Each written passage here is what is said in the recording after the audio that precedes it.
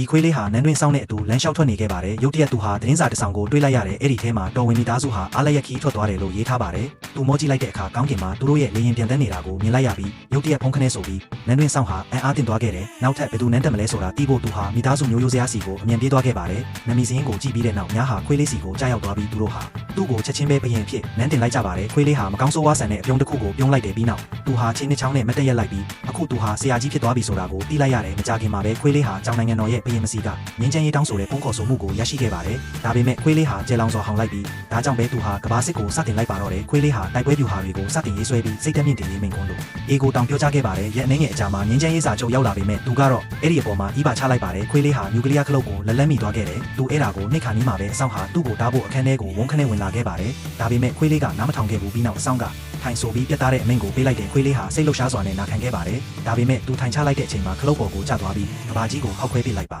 တော့တယ်